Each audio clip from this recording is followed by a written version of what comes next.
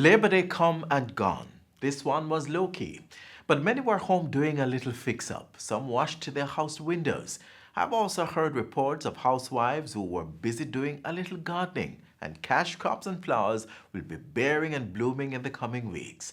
Even if you didn't do any cleanup, fix-up or plant-up and just relaxed, that's fine. Self-care is important, especially in these times.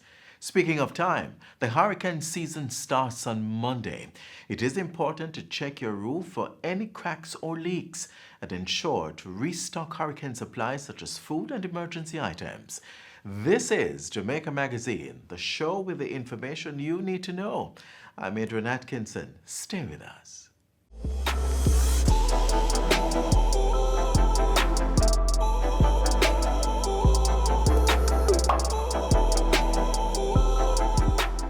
The Kingston and St. Andrew Municipal Corporation was busy over the Labor Day weekend cleaning and sanitizing public areas within the corporate area.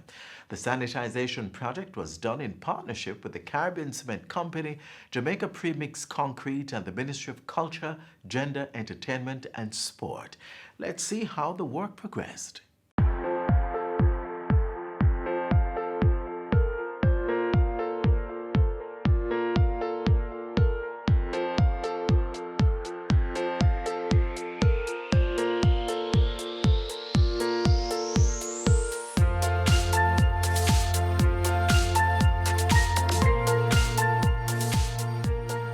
What we have done, we are doing the pre-Labor Day activity. We thought it appropriate to do this public sort of sanitization and cleaning of the streets, the areas where the taxis park and so on. We're in a whole new and different environment this Labor Day, Workers' Week period, when we are fighting COVID-19. And so Labor Day, this is Labor Day with a difference. What we have said to everyone is to stay inside, labor at home, work at home, find all the things to do at home. So while the public is encouraged to be at home, we're using the opportunity to do projects that involve small numbers of persons without an audience to ensure that we can also keep the place clean. Well, significant because it's in the context of COVID-19, the pandemic, and to see that the private entities, companies, are coming on board to assist the central and local government in taking certain public health measures. That is significant for us as a municipality. It's significant here because these are high traffic areas, public spaces, and it's important that we keep those public spaces clean and that we disinfect and sanitize those spaces. And also that the companies are thinking along similar lines in terms of that we need to continue the sanitization and the cleansing of public spaces even after the COVID-19 pandemic. So it's really good for us as a municipality to see others and major entities taking an interest in the cleansing and sanitization of public spaces. It has been a challenge for the municipality, for municipalities across the country to maintain and to keep major public spaces clean, but it's something that more and more municipalities are taking on and are committing to do. So for us, it's really, today's a good day because it sends the right signal for us.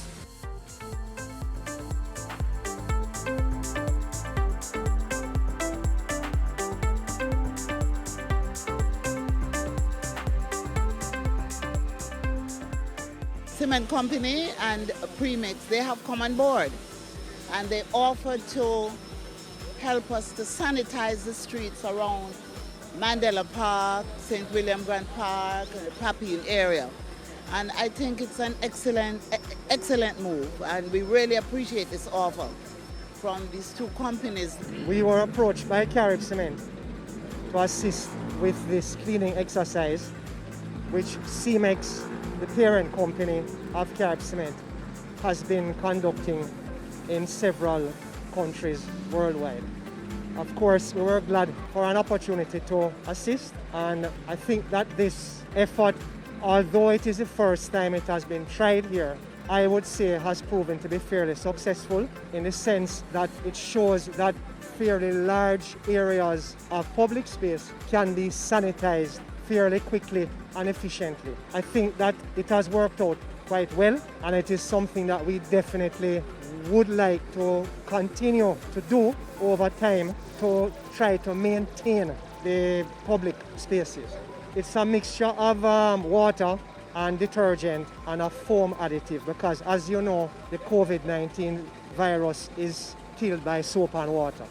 So essentially it is a mixture of soap and water. The Caribbean Cement Company is always engaged in an activity, particularly led by our team members. This year we had to do something different in keeping with the focus of public health and wellness and social and physical distancing. We partnered with the Jamaica Premix Limited to sanitize 3 major public spaces, the St. William Grant Park, Mandela Park and the Papines Park.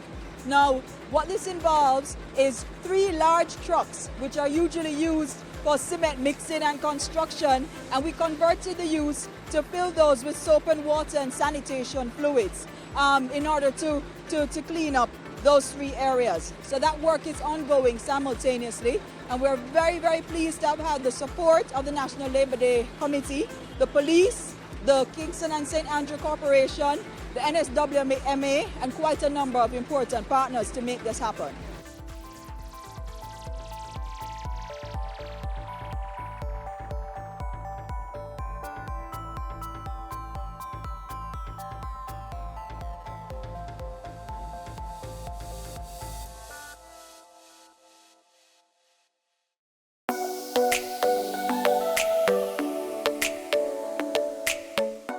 To properly carry out a hand rub, apply a palmful of the product in your cupped hand, covering all surfaces. Rub your hands palm to palm. Rub your right palm over the back of your left hand with interlaced fingers and vice versa. Rub your hands palm to palm with fingers interlaced. Rub the back of your fingers to opposing palms with fingers interlocked. Rotationally rub backwards and forwards the clasped fingers of your right hand in your left palm and vice versa. Once your hands are dry, they are now safe.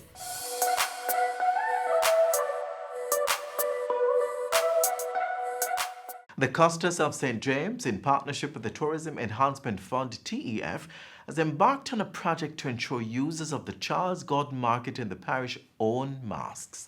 They have donated masks free of cost to vendors and buyers. Take a look.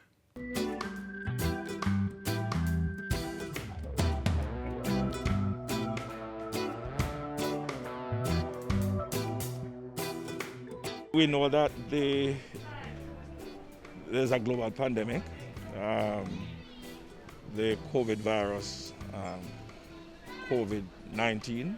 As a Custos of St. James, I believe that from my office, we must do our part in trying our best to help to secure our population, understanding the vulnerability of communities in the parish of St. James.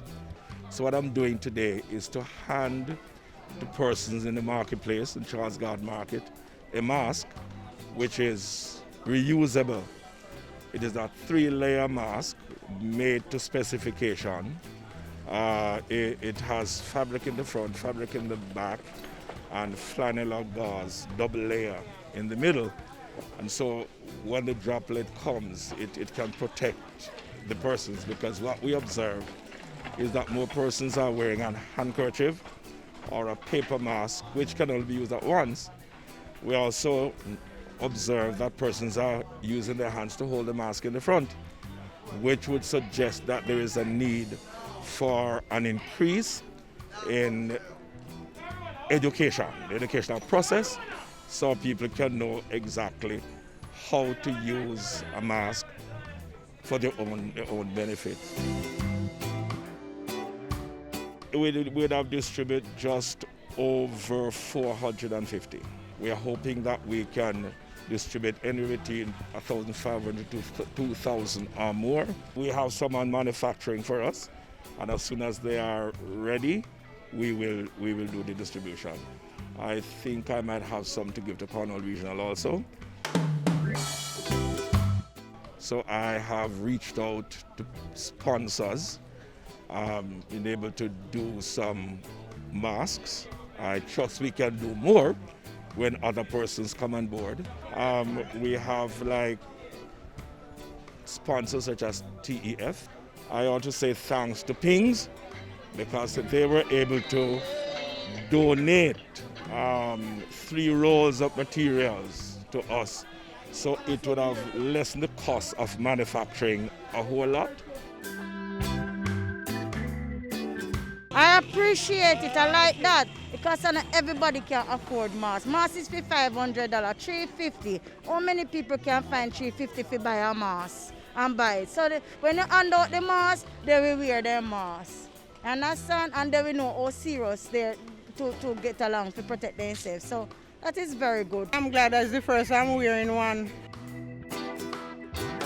It's good for all of us.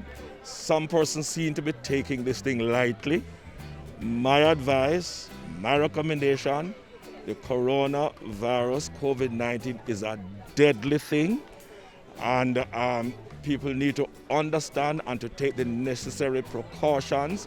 People are arguing about not being able to leave their homes. All of that can be understood, but let us understand that the government is moving in our best interest.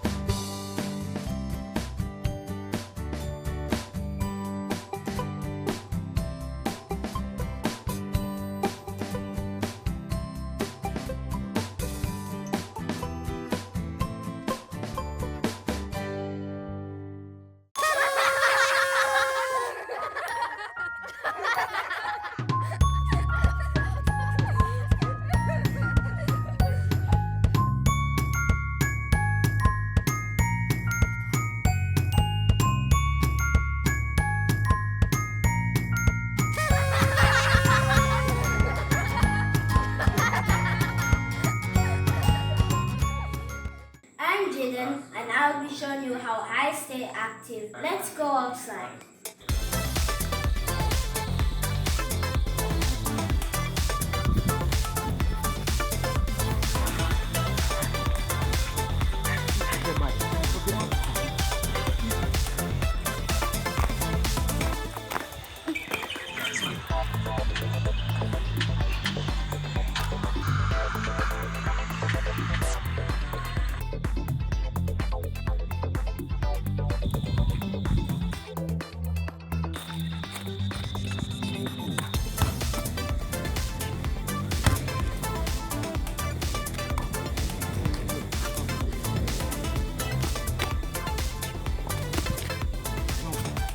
Now that you've seen how I stay active, how do you stay active?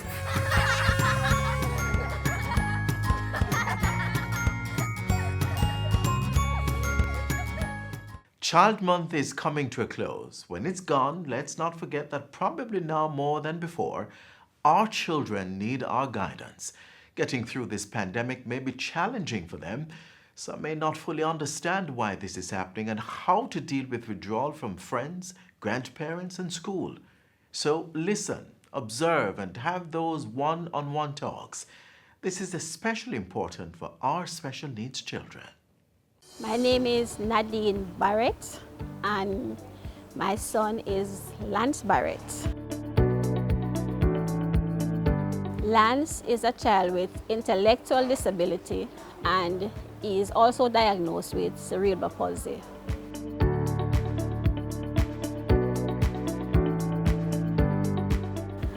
Lance was born a 7-pound, 5-ounce baby, 3 months in his life. He wasn't talking, well, 3 months don't talk, but he wasn't crawling around, he wasn't sitting up, He would smile, and I know something was wrong.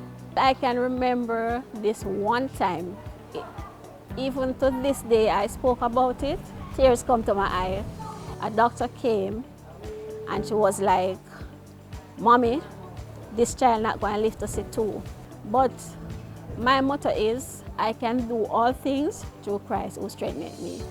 I'm Nephi Shiva, and I'm a person with intellectual disability. And I used to also come to the School of Hope, Randolph Lopez School of Hope. And then I graduated at the age of 18 years old.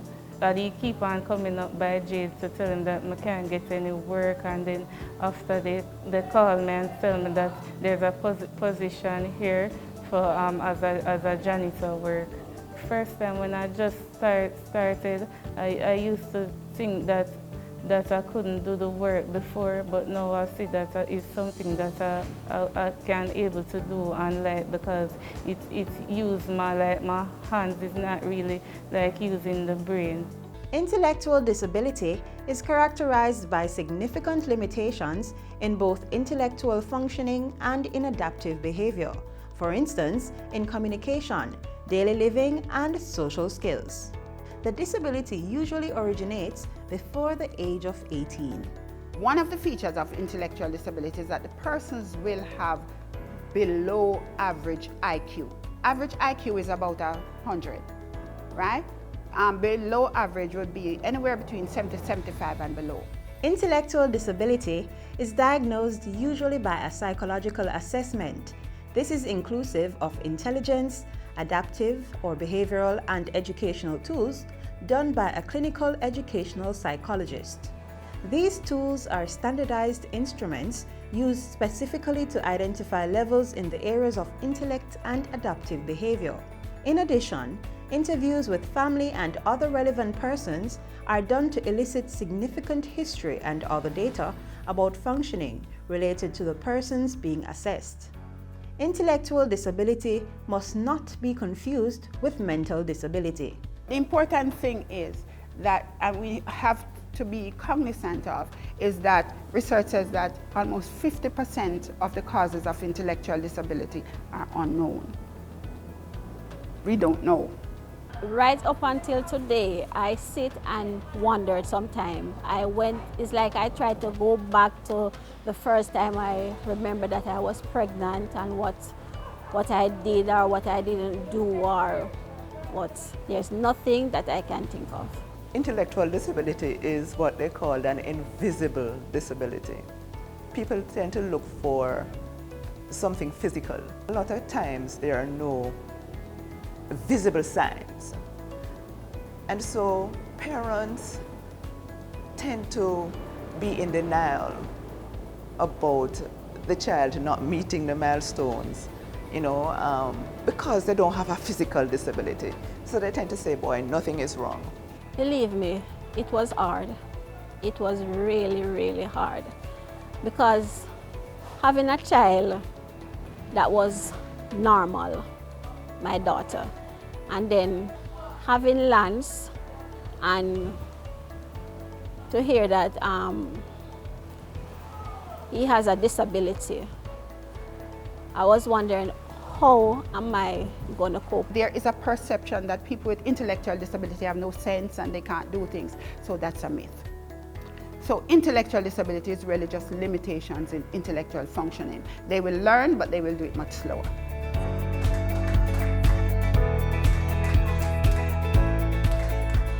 Jade helped me a lot, because if it never for them, I wouldn't know what I would do. This is a program that we manage in collaboration with the Ministry of Education, Information and Youth. We are in 13 of the 14 parishes, so we do have a national network. We have 5 main schools with their affiliate learning centers. Students within this program, they are from ages 6 years to 21 years. So it's really students and youth. They want to be integrated, they want to be included. All they need are opportunities. They'd love to be involved in employment. They'd love to be integrated in their communities. They want other people to see them as valuable members of society. They want to be loved. They want to belong to groups as well. And so even leisure and community activities, they want to be a part of that. And if we're moving into the whole realm of including people, despite your challenges, that's the way we should do it in our communities.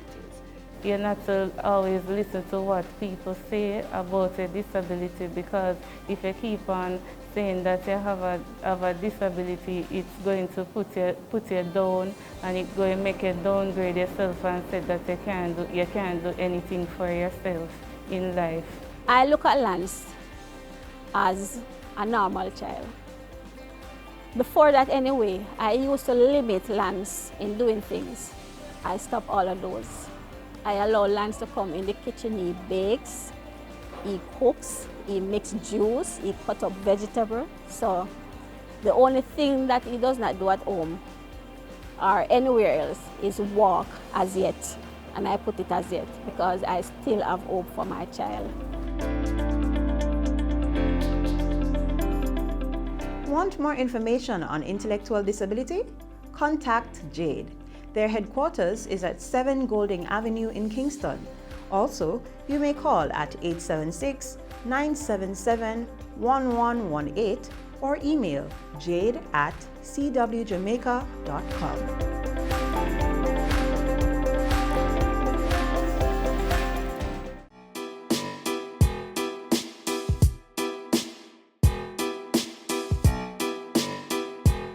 As parents, we're all living through this period of uncertainty. Here are 3 tips that I believe will help you to get through the challenges. 1, control your anxieties. There's a whole lot of information out there, so it's important that you limit the amount of information that you consume. Fact check. Trust only the authentic, reliable sources. 2, ask your children what they know. Listen for their answers and clear up whatever misconceptions they have. It is important that you reassure them. And 3, validate their feelings. If your children tell you that they're scared or they're frightened, let them know that it is okay. But continue to provide that love and reassurance so they know that they will get through.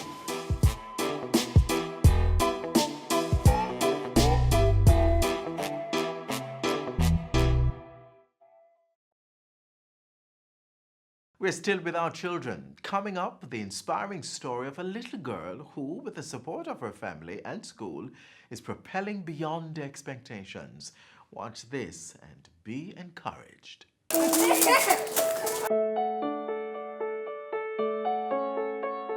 Slide. Slide. 1, 2, 3, go! Woo! Good job. Let's go into the playout, all right?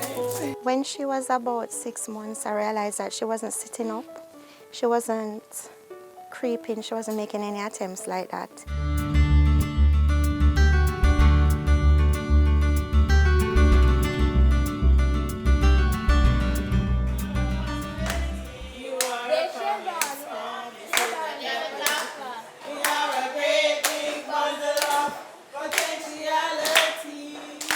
As a newborn baby coming up, she didn't cry. She hardly cried and she didn't interact with me, really. She would make eye contact now and then. One of the signs of autism is that the children do not make eye contact. They tend to have sensitivity of their hand middles, their foot bottoms, and their mouths, oral sensitivity. Some of them take a long time to get used to changes, to different situations, to different persons. Adriana would be on the moderate to severe level of the spectrum, and she also has something called global developmental delays, meaning several areas of her development are affected. I listen to the... Very good. Good job. We're going to go to your favorite place ever, to the play field. Time to pack up, Adriana. Time to pack up. For the child with autism, it's very difficult to move from one activity to another. Adriana has problems with those. Well, I have to find ways to distract her, like I'll sing with her. I'll say a a favorite poem or something that will distract her or give her a toy that will distract her from what she's doing and get her interested in something else.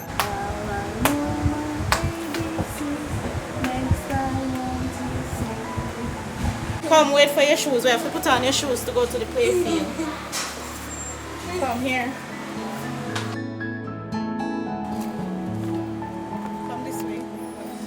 Come, we're going to the swing. We're going to the swing.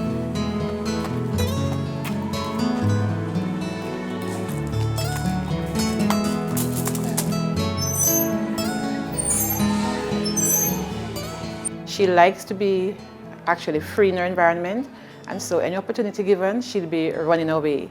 And as such, the shadow is very, very important in her life in order to help her to know danger and to keep her on focus. I've been a shadow for Adriana since September 2013. I help her with her academics, self-help skills, social skills.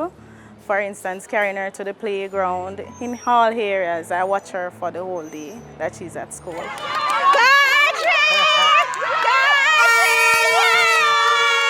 She won 2 of her events in sports that just gone, and she got 2 gold medals for that. She did a flat race, 25 meter. She won that race, and we had obstacle race, and she won that race also. Sometimes it's a happy journey, sometimes it feels easy, sometimes it feels overwhelming, like you just can't go another day, you know, but at the end of the day, as long as there's love for her, then you can find the strength. Adriana has a little sister who is like her big little sister. When Adriana should have been the one maybe helping to put baby to sleep, baby is the one helping to put Adriana to sleep. She will follow whatever Elisa does, she will listen. Her big brother, DeMarco, he's 14, going 15, and he has been, from Adriana was a baby, he wanted to change diapers. He wanted to take care of his sister, and he still does. Her daddy he's a good support too. Her dad picks her up every morning, takes her home every evening. I wouldn't miss it for the world. I would do it every day, every day. If that child is a part of you, whichever way life turns, whichever way things turn, be there for your child. Were it not for you, that child wouldn't be here. And if every father would do the same, just be there for your child. That's the basic law of humanity. Be there for your child.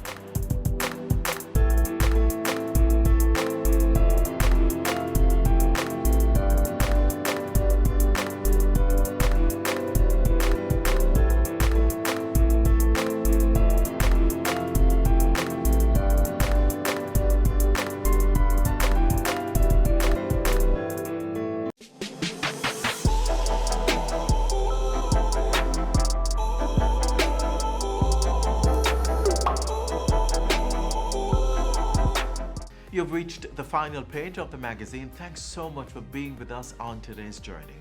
Another Jamaica Magazine unfolds tomorrow, so come back same time on this same station.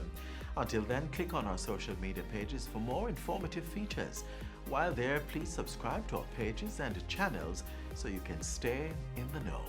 I'm Adrian Atkinson, encouraging you to stay healthy.